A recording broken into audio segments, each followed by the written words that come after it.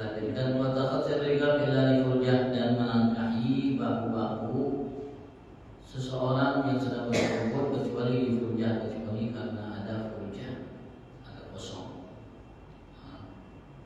Kalau tidak ada kosong, haram untuk kita melangkah sampai kaki kita itu namanya sejajar dengan bahu seseorang.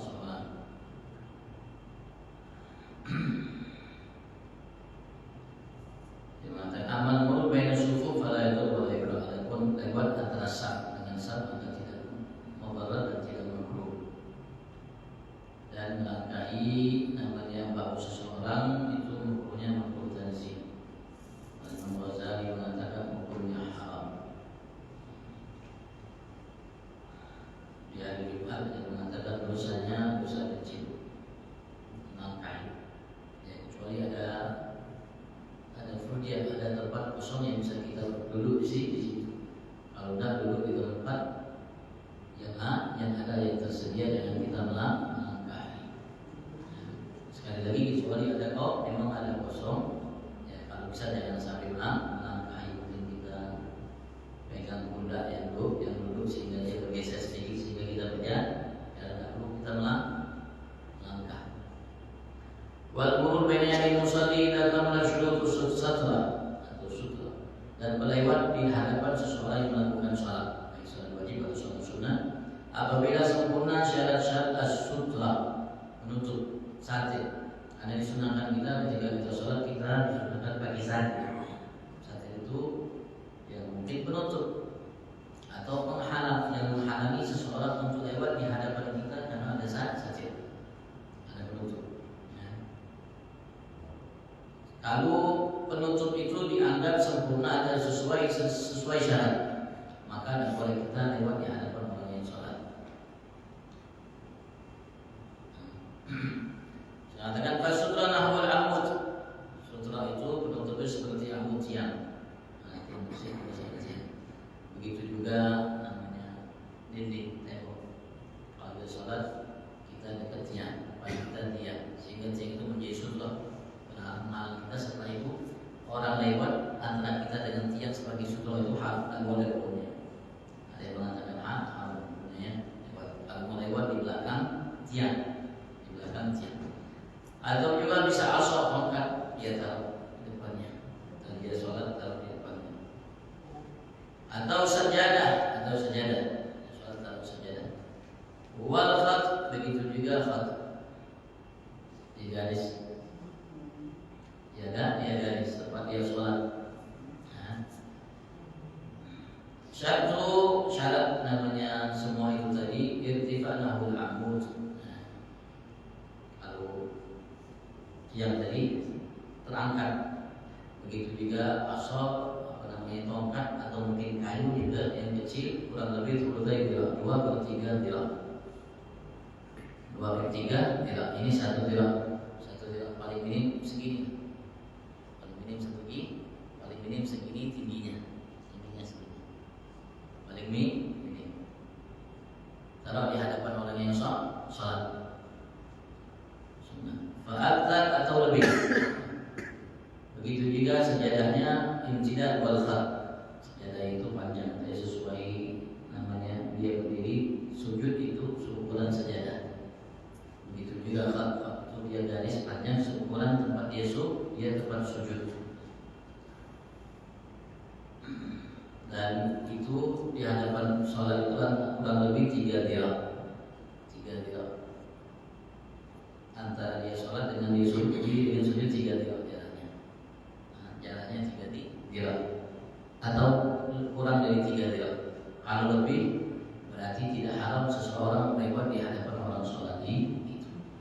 Tapi kalau ada hukum yang syarat tadi, sudah taruh namanya tongkat atau sejadah, kemudian orang lewat melangkahi sejadahnya, itu hukumnya tidak boleh maksiat.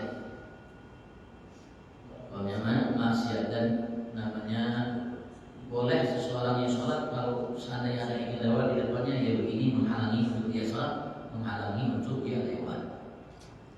Tapi kalau tidak ada penutup lagi, tidak ada tongkat, tidak ada sejadah, tidak ada apa-apa, maka jadi masalah lewat haram. Tapi kalau sudah ada itu semua, tidak boleh.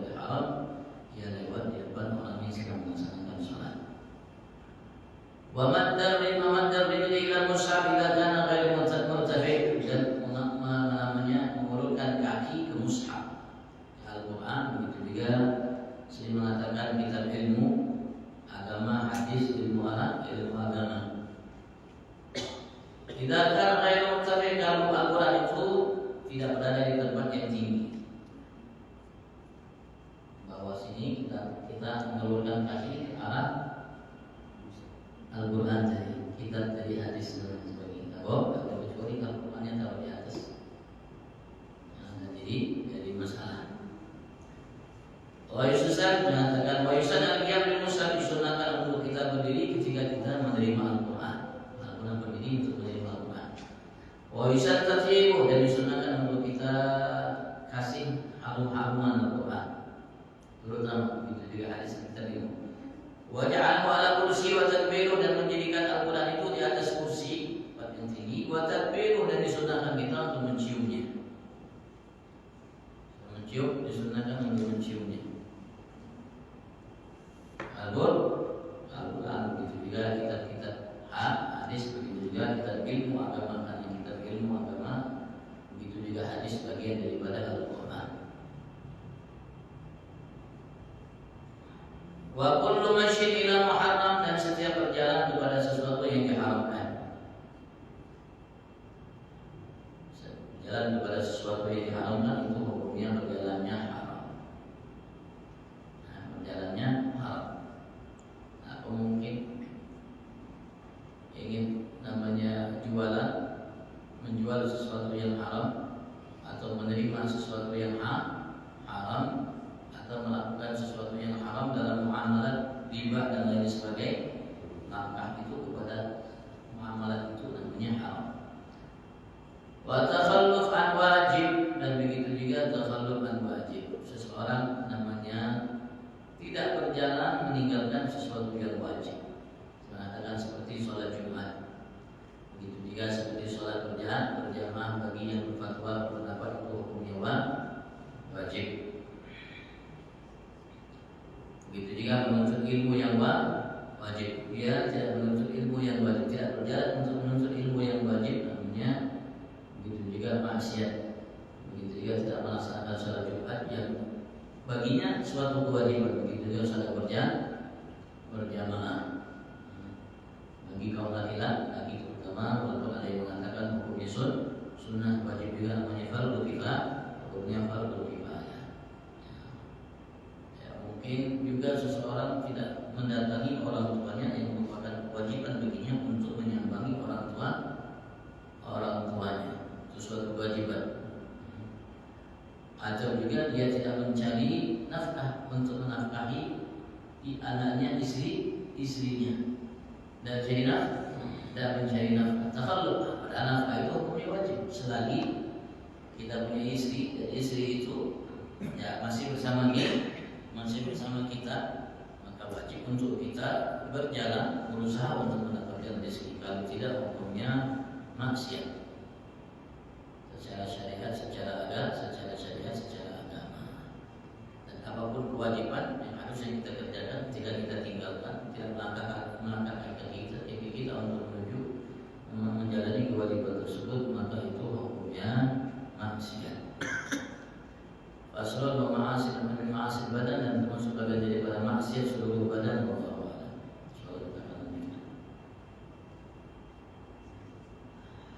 Rasul sallallahu alaihi wasallam memberikan motivasi kepada kita umat untuk selalu memperbaharui atau meningkatkan kualitas iman kita, kualitas Islam kita, dan kualitas semuanya. Bahkan Allah Subhanahu wa taala memerintahkan kita untuk berlomba-lomba dalam meningkatkan itu kualitas.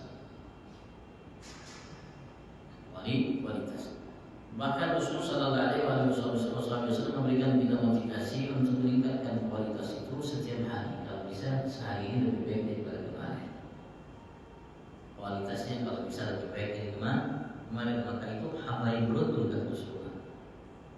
Man kana yawmu khair min amsi fa huwa rabi. Mengatakan siapapun yang hari itu lebih baik daripada kemarin, maka dia orang yang beruntung.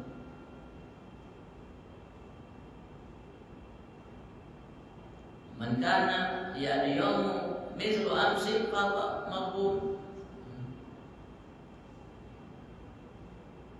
Kalau sama, ya tertipu rugi besar. Kalau tidak dia celah. Dan itu insya Allah bisa kita upayakan, bisa kita usahakan. Tapi harus dengan upaya dan usaha, tidak bisa dengan tidak berupaya dan berusaha. Karena segala sesuatu di kehidupan kita ini tidak ada yang instan, tidak ada yang gratis. Harus dengan upaya, dan upaya itu diperintahkan kita. Illal ladzina amanu wa 'amilus shalihati falahum ajrun. Tadi Imam baca tadi. Imam dibaca dalam bacaan-nya. Illal ladzina amanu wa 'amilus. Tidak cukup beriman wa 'amilus shalihati, amal saleh, amal perbuatan, pekerjaan baik lahir atau batin. Di mana pergi kita yang beramal baik.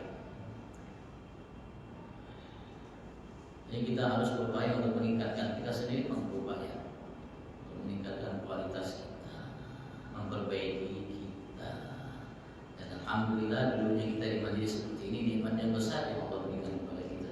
Tidak bisa ditukar dengan dunia seisinya. Miliar kali lipat pun dunia seisi tidak bisa tukar. Beli namanya anugerah yang Allah siapkan bagi kita di majelis ini. Makanya Rasulullah mengatakan atau atar mengatakan kalau mereka tahu apa yang Allah berikan kepada kita orang-orang yang punya dunia, raja, presiden dan semua itu, sekarang yang ada di timur lagi masalah ini, kalau dia tahu apa yang Allah anugerahkan kepada kita, maka mereka akan berebut ini, bukan berebut selat Hormuz atau lain sebagainya. Karena selat Hormuz begitu juga uranium dan sebagainya bisa dibawa ke alam barzah, tidak laku sudah, tidak ada nilainya, sudah tidak ada nilainya. Dan semua yang ada dari simpanan yang berharga di dalam bumi ini, muka bumi di dalamnya ini tidak ada harganya kelak setelah kita meninggal, tidak ada harganya. Kalau tidak ada harganya, mereka saling berperang, menghabiskan biaya besar, tenaga, nyawa, hilang dan lain sebagainya. Ya, harusnya kan hasil seperti ini lebih utama diupayakan. Dan alhamdulillah terus kita sudah diberikan oleh Allah kesempatan yang besar menuntut ilmu, karena ilmu ini sumber kebaikan, makanya diwajibkan secara agama oleh Allah dalam Al-Quran dan Muhammad dalam sabda-sabda beliau untuk kita menuntut ilmu, baik bagi kaum laki perempuan, dan tidak diterima alasan apapun untuk kita tidak menuntut ilmu, dan diterima apapun alasannya untuk kita tidak menuntut ilmu. Dan Rasulullah mengatakan manusia yang paling menyesal nanti kelak di hari kiamat, manusia hamba-hamba yang diberikan oleh Allah kesempatan untuk menuntut ilmu, tapi ia tidak gunakan kesempatan itu menuntut ilmu. Maksudnya ilmu agama, ilmu yang dengan sebab dia menjadi hamba yang takut, tidak menjadi hamba yang angkuh, hamba yang selalu waspada, mawas diri dalam setiap detik nafasnya, karena kita berjihad melawan nafsu, melawan hawa, melawan syaitan, melawan dunia dan lain sebagainya itu setiap detik nafas kita. Gelombang daratan, gelombang yang kita hadapi dalam setiap detik nafas kita dalam hidup lebih besar daripada gelombang yang ada di lautan sana. Salah sedikit habis kita. Habisnya bukan hanya tenggelam, habis iman kita. Sehingga kita meninggal tidak dalam keadaan Islam. Mari kita berdoa kepada Allah Islam ya tunjukkan kita dibaca tunjukkan karena itu merupakan wasiat setiap Nabi Rasul kepada anak cucu mereka, penerus mereka sampai kiamat. Nabi Ibrahim mewasiatkan kepada anaknya, wasal ya Ibrahim banihi wa Ya'qub ya baniya inna Allah astafa lakum ad-din fala tamutunna illa wa antum muslimun.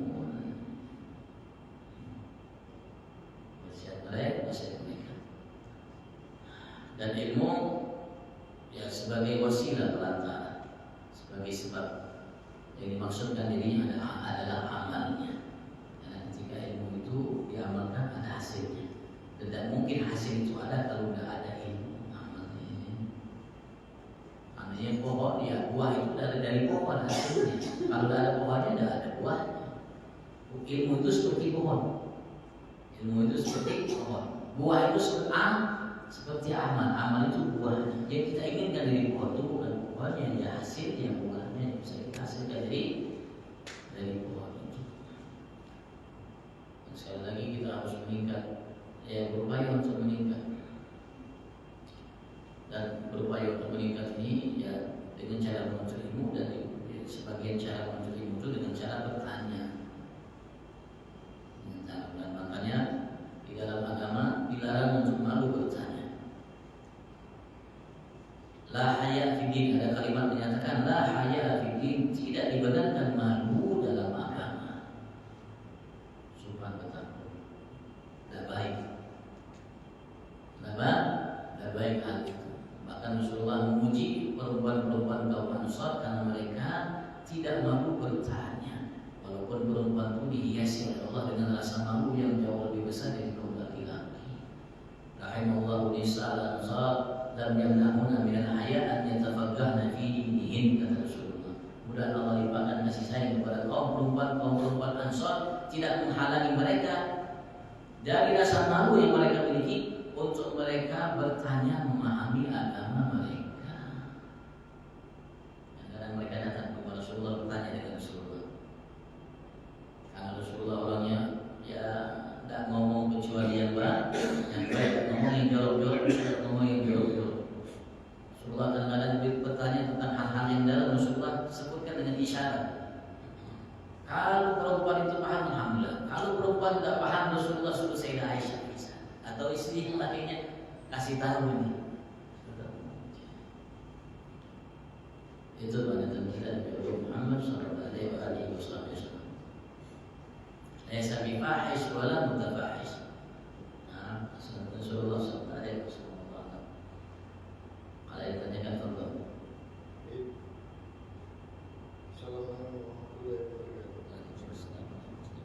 adab kita baca selawat. Saya sekarang ini benar-benar alam agak panas. Kita baring selawat, buka baju. Kondisi cuaca agak panas. Apa tak masalah? Tidak masalah. Tidak masalah zikir dalam kondisi apapun. Dan Allah juga menjelaskan bagi kita, dan bahkan Allah puji orang-orang berzikir, ya man dan pada binabihim alladzina yadhkuruna Allah, mereka yang selalu ingat Allah dalam kondisi berdiri, dalam kondisi duduk, dalam kondisi berbaring. Walaupun kita bagi baju, tidak bagi baju, di mata Allah sama di sisi Allah. Cuma membedakan kalau kita bagi baju untuk orang ini orang beradab, itu aja. Tapi kalau dengan kondisi namanya tidak memungkinkan, ya ingat sama Allah Subhanahu Wa Taala, bersalawat dengan Nabi Muhammad SAW. Dalam kondisi seperti itu, nanti kita siapkan waktu khusus untuk namanya bersalawat, berzikir dengan kondisi yang lebih sempurna, dengan wudu, dengan adab kiblat, dengan pakaian yang bagus, dengan harum-harum dan lain sebagainya. Bahkan kita waktu kamar mandi itu kita tidak boleh namanya bersuara, tidak boleh zikir. Kita tidak boleh bersuara di kamar mandi itu. Amal zikir boleh, baca Al-Quran boleh, tapi dalam hati. Jangan sampai kita lewatkan waktu-waktu saat-saat kita untuk mengingat Allah Subhanahu Wa Taala. Dan kita harus latih diri kita untuk selalu ingat dengan Allah Subhanahu Wa Taala kondisi apapun, di mana.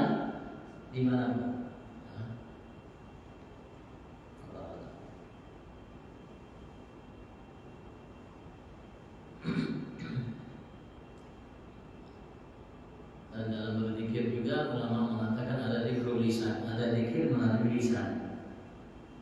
Yang paling rendah kedudukannya, hanya lisan yang berzikir, hatinya tidak ikut berzikir. Yang nomor dua, yang lebih mulia dari itu, hatinya berzikir, lisannya tidak berzikir. Lisannya diam, hatinya berzikir.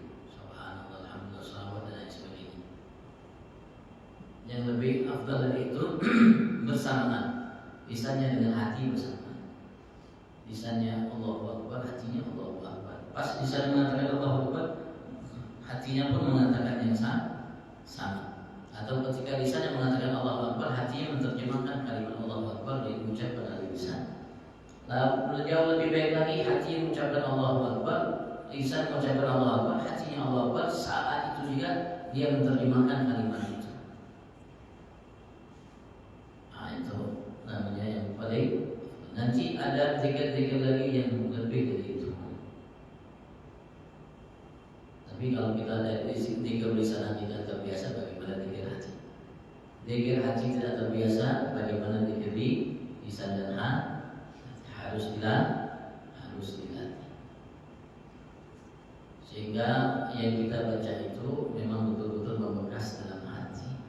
Karena Rasulullah mengatakan nanti di akhir zaman ada orang-orang yatluna Al-Quran kama unzil. Mereka membaca Al-Quran sebagaimana yang diturunkan oleh Allah, dengan fasih, dengan suara yang merdu, pas tajwidnya. Suaranya pas fasih. Tapi Rasulullah mengingatkan la yujawis tarakhiyah. Tapi sayangnya Al-Quran itu tidak melewati, tidak melampaui namanya tenggorokan mereka.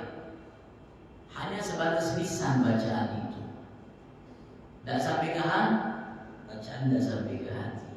Saya mengatakan banyak nanti di akhir zaman seperti itu. Bacaan hanya sekedar lisan, tidak sampai ke hati. Kalau kita harus bisa usahakan jangan sampai kita hanya, kalau selama ini cuma lisan yang baca Allahu Akbar, Assalamualaikum dari Allah sama itu hanya lisan yang baca. Kalau bisa upayakan dipaksa, karena segala sesuatu diawali dengan dipaksa. Memang kita dari kecil dipaksakan.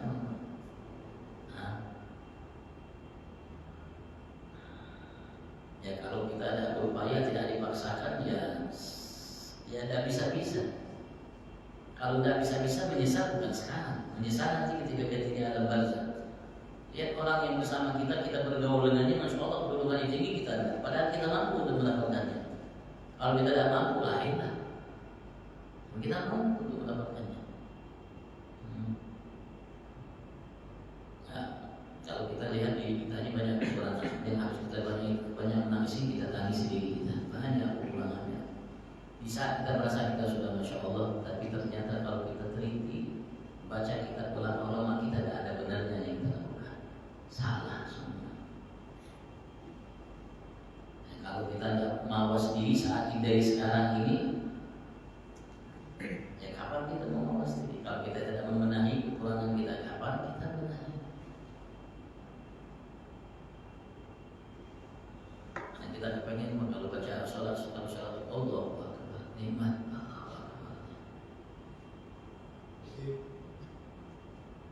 Ada sebagian jemaah kalau meninggalkan tausiah, tapi ambil tasbih. Bagaimana hukumnya? Hukumnya tasbihnya harus diambil, dibakar. Karena ada orang ulama besar di masanya, ketika dia mengajar di majelis, ada orang-orang yang pergi tasbih. Ketika ia ingin menasihati murid-murid yang lain, kebetulan kala itu anaknya yang pergi tasbih. Sambil mendengar, sambil lintas, anaknya sendiri. Untuk dia mendengar, anak murid yang lainnya dia mengatakannya, Fulan ambil tasbih anakku, Husain bakar tasbihnya. Disuruh oleh guru tersebut untuk membakar tasbih anak itu untuk mendidik namanya murid-muridnya. Karena ketika kita mendidik seperti ini, ibadat yang ditutup itu mendengarkan. Allah mengatakan wa idza quri'al qur'anu fastami'u lahu fastami'u. Sengajalah engkau berupaya untuk mendengarkannya dan simaklah dengan hatimu. La'allakum turhamun. Dan Anda mendapatkan kasih sayang dari Tuhannya. Jadi bukan waktunya kita menonton sebenarnya. Allah tidak menjadikan fokus dalam hati kita itu dalam dua hal sekaligus. Karena Allah tidak menjadikan fokus dalam diri kita ini dalam dua hal sekaligus. Kalau kita ada fokus ke A, ya pasti kita fokus ke B. Tidak mungkin kita fokus semuanya. Jadi yang dituntut ketika majelis itu kita menyimak betul-betul memahaminya. Nah, setelah itu ketika kita tidak memahami, kita tanyakan. Jangan sambil ini. La khusyuk dalam tasbihnya, dan khusyuk juga dalam mendengarnya.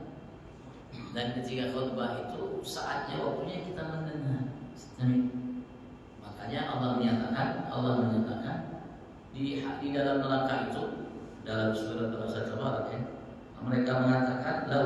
nasma aw na'lim ma kunna fi ashabis sa'ir. Andaikan kami dahulu ketika hidup mendengar betul-betul atau na'gil memahami betul-betul, tidak mungkin kami masuk ke dalam neraka sa'ir. Jadi adabnya nanti ada waktu tasbih, ada waktu. Selesai majlis mau tasbih semalaman silakan. Mau tasbih sendiri seharian silakan. Jangan ya, kadang-kadang kita ini tidak mengerti tertib bagaimana kita menyusun biar rapi. Kan tidak cukup hanya sekarang kita harus menyusun dengan rapi. Seperti masjid ini, alhamdulillah tempat yang pas untuk AC itu bukan di bawah, di atas. Kalau ada orang naruh AC di bawah, walaupun AC itu ada berguna tapi bukan tempatnya, jadi tidak indah. Begitu juga mimbar ini tempatnya di depan sini, bukan di tengah-tengah sini tempatnya. Kita ya tidak mampu untuk memahami itu. Nah, makanya kita ikut aja orang-orang baik. Seperti wirid yang kita baca tadi, yang pertama ini, yang kedua ini, yang ketiga ini, yang keempat ini bacaannya berapa kali, yang ini berapa kali, yang ini berapa kali, itu tinggal ini. Dan adil itu bukan menyamakan. Kalau menyamakan itu bukan adil. Misalnya, mungkin kita punya anak dan kita diminta adil secara agama. Adil itu kita lihat kondisi anak. Ini anak kondisinya berapa umurnya, berapa kebutuhannya. Dan ini anak berapa umurnya, berapa kebutuhannya. Bukan berarti kita kasih sama 5.000 semua. Yang kuliah pun kasih 5.000. Kira-kira adilnya itu? Anda. Kita kasih semua tapi sesuai kebutuhannya. Itu adil. Bukan angkanya sama. Bukan angkanya yang sama, tapi kebutuhannya yang kita penuhi itu namanya adil. Kalau kita angkanya sama berarti kita tidak adil. Kita tidak mengerti dan tidak memahami adil itu. Allah Maha Adil. Allah Maha Adil dalam mengatur segala sesuatu, menetapkan segala sesuatu dengan kemahaadilan Allah Subhanahu wa Ta'ala.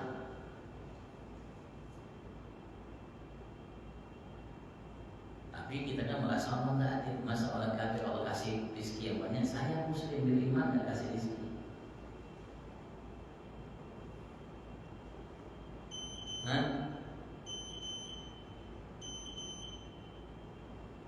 Ya, mungkin bisa kita seperti padahal Allah menetapkan segala sesuatu dengan maha adil. Ya, kemudian Allah Subhanahu wa Ta'ala menjadikan kita semua paham dan mampu menempatkan sesuatu sesuai dengan tempatnya, sehingga kita tidak menjadi seorang yang zalim. Ya, wa ila hadratin Nabi Muhammad sallallahu alaihi